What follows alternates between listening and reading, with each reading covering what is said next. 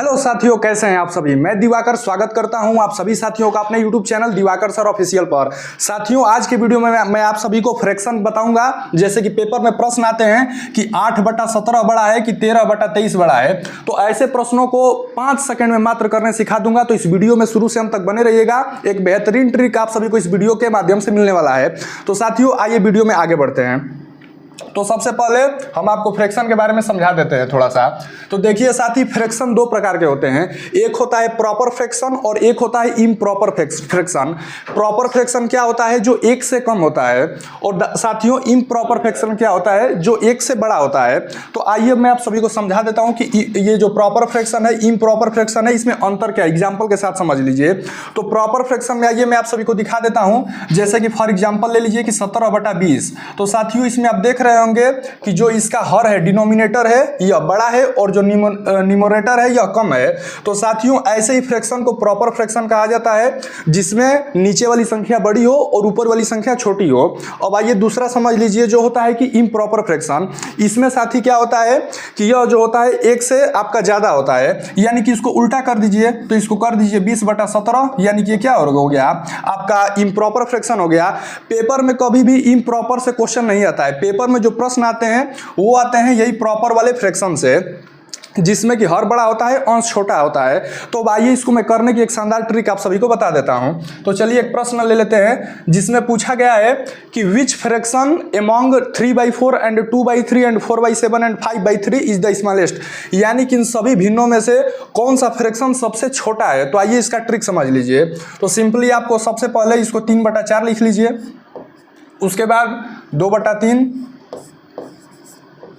उसके बाद 4/7, फिर उसके बाद 5/3 लिख लीजिए। अब देखिए, इसका आपको क्रॉस मल्टीप्लिकेशन करना है, यानी कि तिर्यक गुणा। तो 3 का गुणा करना है 3 में, तो यहाँ कितना आ जाएगा? तितली के 9, और इसका 4 का गुणा करना है 2 में, यानी कि 4 2 जा 8। तो साथियों, आपको सबसे छोटा बताना है। तो जिसके ऊपर जो संख्या आ जाए वही उसका मान हो जाएगा। तो 2/3 के ऊपर 8 है और इसके 3/4 के ऊपर क्या है? 9 है। तो इसमें से छोटा कौन सा है? ये 8 है, यानी कि 2/3 क्या है? छोटा है। ये वाली संख्या बड़ा है, तो इसको हम काट देंगे, इसका कोई यूज ही नहीं है। अब आ जाइए 2/3 और 4/7 में देख लीजिए। 7 का गुणा करिए 2 में, तो 7 दूना के 14 हो जाएगा, और 3 का गुणा 4 में करिए, ये 12 हो जाएगा। लेकिन आपको पता कौन सा करना है? छोटा वाला। तो छोटा तो ये हुआ, तो इसको भी काट देना है, इसको नहीं यूज करना है। अब आ जाइए 4/7 और 5/3 में। तो इसका 3 का गुणा करिए 4 में, तो क्या आ जाएगा? 12, और 7 का गुणा करिए 5 में, तो कितना आ जाएगा? 35। तो साथियों, इसमें से देखिए ये वाला बड़ा है, ये वाला छोटा है, लेकिन हमें चाहिए कौन सा? यही छोटा वाला, यानी कि 4/7 हमारा क्या हो जाएगा साथी? उत्तर हो जाएगा। देखिए कितना शानदार ट्रिक मैं आपको बता रहा हूं। इसका सिंपल सा उत्तर हो जाएगा 4/7। आपको कुछ नहीं करना है, बस क्रॉस मल्टीप्लिकेशन कर करके इसको सिंपली देख लेना है।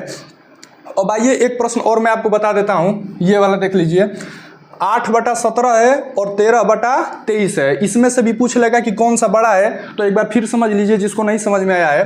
23 का गुणा कर दीजिए इधर 8 में, और 17 का गुणा कर दीजिए इधर 13 में। तो साथियों, यदि आप इसका क्रॉस मल्टीप्लिकेशन करेंगे तो यहाँ पर आ जाएगा 184, और इसका गुणा जब इसमें कर देंगे तो आ जाएगा 221। तो यदि आपसे पेपर में पूछे कि इन दोनों भिन्नों में से कौन सा बड़ा है, कौन सा छोटा है, तो बड़ा के लिए बड़े वाले मान को ले लेना है, और छोटा के लिए साथियों छोटे वाले मान को ले लेना है। तो 8/17 जो होगा ये क्या हो जाएगा? स्मॉल हो जाएगा, और जो ये वाला हो जाएगा आपका साथी 13/23, ये वाला क्या हो जाएगा? ये बिगेस्ट हो जाएगा, यानी कि बड़ा हो जाएगा। तो यह एक छोटा सा कॉन्सेप्ट रहा जो कि मैंने आपको बता दिया है। अब आइए कुछ और क्वेश्चन की मैं आपको प्रैक्टिस करा देता हूं अलग से। जैसे कि मान लीजिए नेक्स्ट प्रश्न ले लेते हैं। दे दिया है कि 7/8, उसके बाद दे दिया है 7/10, उसके बाद नेक्स्ट ऑप्शन दे दिया है 3/4, 3/4, और उसके बाद नेक्स्ट ऑप्शन है 5/7। सपोज करिए साथी इसमें से पूछ दे कि कौन सा जो भिन्न है वो छोटा होगा, यानी कि इसमें किसका मान कम होगा। तो वही आपको प्रोसेस लगाना है, तिर्यक गुणा करना है, और इसका कोई ऑप्शन नहीं है। तो आइए हम गुणा करना स्टार्ट करते हैं। तो आइए मैं आपको दिखाता हूं। तो आइए 10 का गुणा करिए 7 में, कितना हो जाएगा? 70। 8 का गुणा करिए 7 में, 56 हो जाएगा। तो तो आपको सबसे छोटा बताना है। तो ये तो बड़ा हो गया, तो इसको काट दीजिए, ये 56 इसको अभी लेकर के चलना है। अब इन दोनों में देखिए 7 का गुणा करिए 4 में, 7 चौक यहाँ 28 हो जाएगा, लिख दीजिए इसके ऊपर। और 10 का गुणा 3 में करिए, ये आपका क्या हो जाएगा 30। तो 28 और 30 में से छोटा कौन है, तो 28 वाला था। तो आपको इसमें से इसको अभी लेके चलना है, इसको काट देना है क्योंकि ये तो बड़ा हो गया। अब आइए 7/10 और 5/7 में लड़ाई है, तो इसको नीचे लिख लीजिए, 7/10 लिख लीजिए और 5/7 लिख लीजिए। वही काम करना है, फिर से गुणा करिए, 7 7 या 49 हो जाएगा और 10 का 5 में कर देंगे तो ये 50 हो जाएगा। तो साथियों ये 50 है, ये 49 है, और आपको बताना कौन सा था छोटा वाला। तो 49 छोटा है कि 50 छोटा है, तो 49 छोटा है, यानी कि 7/10 ये हमारा क्या हो जाएगा, उत्तर हो जाएगा। और बड़ा पूछ देता तो बड़ा करने के लिए भी सेम प्रोसेस होता, उस सेम प्रोसेस से बड़ा वाला भी आप निकाल लेंगे। तो साथियों ये एक छोटा सा कंसेप्ट था जो कि मैंने आपको सिखा दिया है। वनडे एग्जामों में ऐसे प्रश्न लगातार पूछे जाते हैं, चाहे वो एसएससी के एग्जाम हो या स्टेट लेवल के एग्जाम हो या आपके रेलवे के एग्जाम्स हो, ऐसे प्रश्न लगातार पूछे जाते हैं। तो आई होप आपको इस वीडियो में कंसेप्ट समझ में आ गया होगा। यदि दी गई जानकारी पसंद आई हो तो चैनल को सब्सक्राइब कीजिएगा, इस वीडियो पर एक प्यारा सा लाइक कीजिएगा। मिलेंगे दोबारा, तब तक के लिए जय हिंद, वंदे मातरम।